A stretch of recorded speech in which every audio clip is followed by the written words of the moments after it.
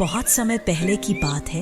एक बड़ी झील के किनारे हरे भरे जंगल में एक छोटी सी कछुआ बच्ची रहती थी। नाम था धीरा। धीरा बहुत सीधी सादी थी, धीरे चलती थी, धीरे बोलती थी और इसीलिए सभी उसे चिढ़ाते थे। इतनी धीरे चलती है, कहीं नहीं पहुंच पाएगी, दुनिया आगे निकल गई। ये अब भी वही है। धीरा चुपचाप सब सुनती थी, पर दिल में एक बात ठान रखी थी, रुकना नहीं है। हर कोई उसे कमजोर समझता था। खरगोश कहते, इतनी स्लो हो तुम। हिरण हंसते, तुमसे तो बारिश भी तेज गिरती है। यहाँ तक कि उसके अपने दोस्त भी कहते, धीरा कुछ चीजें तुम्हारे बस की नहीं है। धीरा मुस्कुराती और धीरे धीरे आगे बढ़ती रहती। एक दिन जंगल में भारी बारिश हुई। नदी उफान पर थी, रास्ते टूट चुके थे और एक पक्षी परिवार का बच्चा पानी में बहकर एक छोटे से टापू पर फंस गया।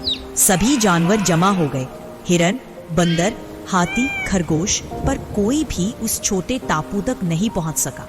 तेज बहाव था, पत्थर फिसलन भरे थे, सब हताश हो चुके थे। कुछ नहीं हो सकता अब। ये शब्द हवा में गूंज रहे थे। धीरा ने कुछ नहीं कहा, बस आगे बढ़ गई।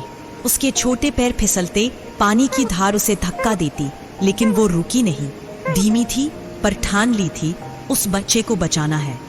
उसने एक एक पत्थर पार किया, फिसली, गिरी, फिर उठी, और जब सब उम्मीद छोड़ चुके थे, धीरा उस टापू तक पहुंच चुकी थी। और उसने वो कर दिखाया जो कोई नहीं कर पाया। उसने बच्चे को अपनी पीठ पर बिठाया और फिर उसी धारा को चीरते हुए धीरे धीरे वापस लौट आई। जब वो किनारे पहुंची, जंगल के सारे जानवर सन्न थे। कुछ की आंखों में आंसू थे, कुछ को खुद पर शर्म आई। अब सबके सवाल थे, धीरा तुमने कैसे किया ये सब? तुम सबसे धीरे चलती हो, फिर ये कैसे हुआ? धीरा ने सिर्फ इतना कहा, शायद मैं तेज नहीं चल सकती, लेकिन मैं रुकती नहीं। जिंदगी की रेस में जीतना जरूरी नहीं, चलते रहना जरूरी है। कभी कभी जो सबसे धीमा लगता है, वही सबसे मजबूत होता है।